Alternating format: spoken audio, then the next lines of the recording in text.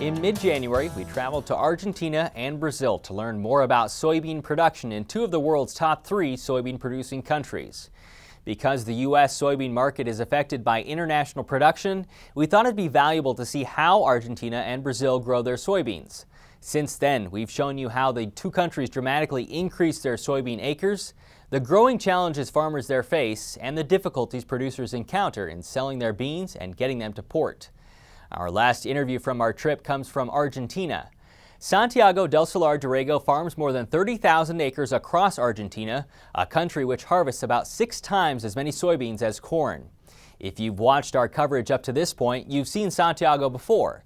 Now, here's our full interview, taped on his farm near Rojas in the northern portion of Buenos Aires province. How has agriculture changed over the last 10 years here in Argentina? Well, I think the big change came during the 90s.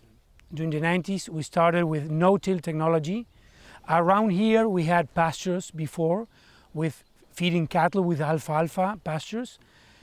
And in just 3 or 4 years, we shift our, let's say, the way we produce in Argentina, and no more grazing cattle around here. And we started with growing crops, soybeans, corn, wheat, and that was a big change in our minds. We finished with grazing cattle, and we started with 100% of crops.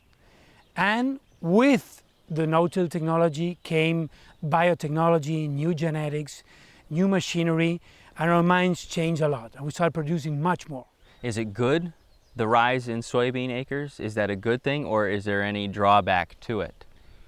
Well, let's say, we started with soybeans during the 80s, and now we don't have a real balanced situation between soybean and other crops. We have to change that.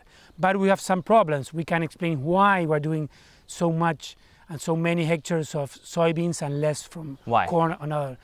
Well, first of all, here in Argentina, soybean is the star crop. It's cheap to plant, cheaper than corn. It is, the yields are very good here. Around this area, we're expecting from 4 to 5 tons per hectare. That's good for us. Let's say it's not easy, but if it rains, it happens. And then we have some quota for selling our wheat and our corn. The government set us an amount that we can sell to foreign markets. So if they set a quota, we have to produce less than the quota because the price drops. So that is making a lot of trouble in our program where we try to plant our crops.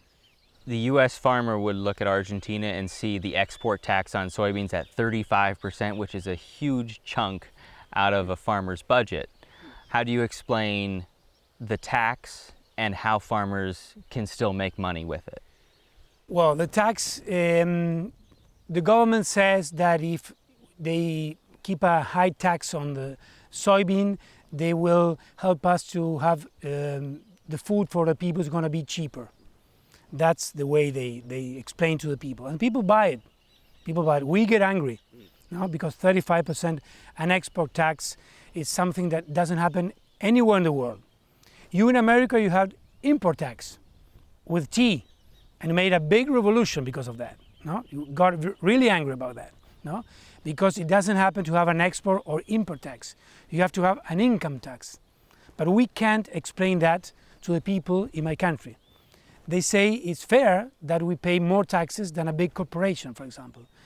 We pay for each $100 that we take, profit, 70% or 90% goes to the government by different taxes. And a big company has 35 or 40% of their income paid as taxes. But that's the way it is today. But do you have to be a big farmer in order to make money? Well, what do you think, what is making money? To survive, you can be a small farmer. You can survive because costs here are lower than the United States. We can plant soybean for $280, $320 per hectare here. That's the way we do it. It's not that expensive. And we are near the ports. Here we are 170 kilometers from the port, Rosario port. So the transportation cost is not so high. Tell me about the export taxes for the other crops other than soybeans. Well, wheat we have 23% export tax, but the quota makes that the price drops another extra 15 or 20%. So it's almost 40% of export tax. Corn is almost the same. We have 20%, but the quota makes that the price go down 10 or 15%. It depends on the year. And then we have sorghum, it's also 20%, and sunflower I think is 32%. In the United States, we have quite a system of extension, of universities who work together to provide information to farmers. What does Argentina have that helps get information out to rural areas like this? Well, I belong to a group that's called CREA. We have 200 groups, 2,000 farmers, that we have groups of 10 or 12 farmers that we have meetings once a month, and we share information, and we have technical advisors.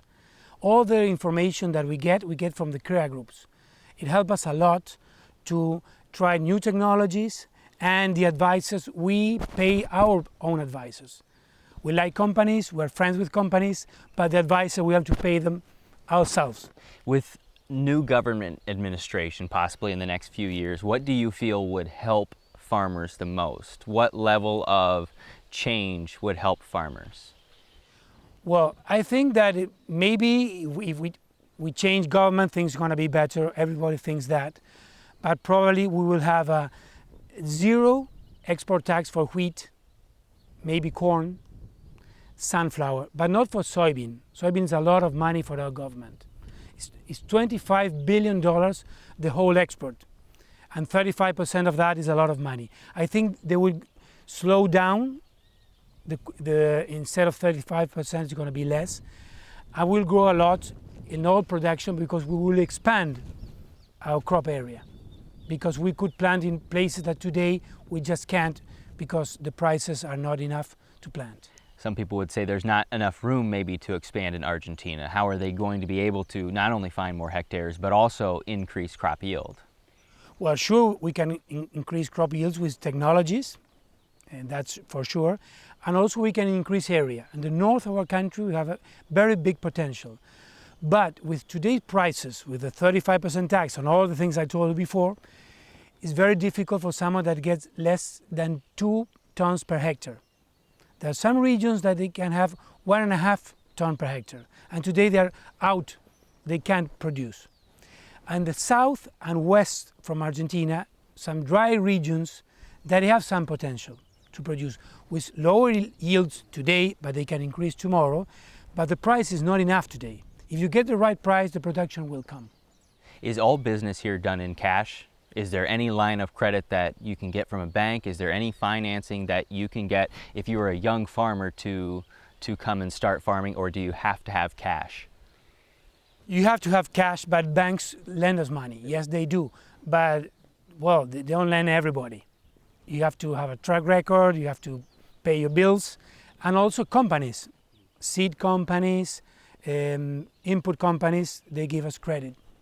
How important in Argentina is when you're selling commodities like soybeans on a dollar-driven market, how important is the exchange rate for a farmer? Well, today if you want to buy a real dollar, the one you can touch it, the green one, you have to pay almost 12 pesos.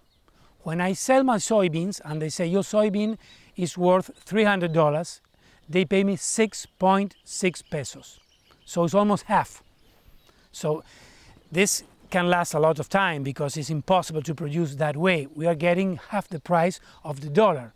First, we have the 35% income tax, not income, selling tax, export tax, and then we get half the price of the dollar. So it's going to be very difficult to produce that way. At the same time, we feel that we are isolated as a country. We are not looking outside. We are selling soybean because people need soybean. But other products, if we want to sell beef, if we want to sell other products, we have to have a different treaties with other governments and other countries, not get isolated as one whole country.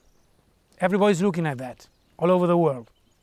If we came here again in 5 to 10 years, do you think it'd look very different, or do you think it'd look the same? I think it should look different because we have an opportunity in Argentina that, well, we are 7 billion people, we're going to be 9.6 billion people. Argentina, we produce food today for 400 billion people. That is the US and Russia together. We are only 40 million people. So we have to produce much more because we have more land, and now they're stepping on our heads. We can't go through, we are using less inputs, less technology than we can, because we can't afford that. Because the price we get for the soybean is much less than the one that gets someone in Brazil. But when you have to buy a fertilizer, it's an international price. So if things change, we're going to produce much more.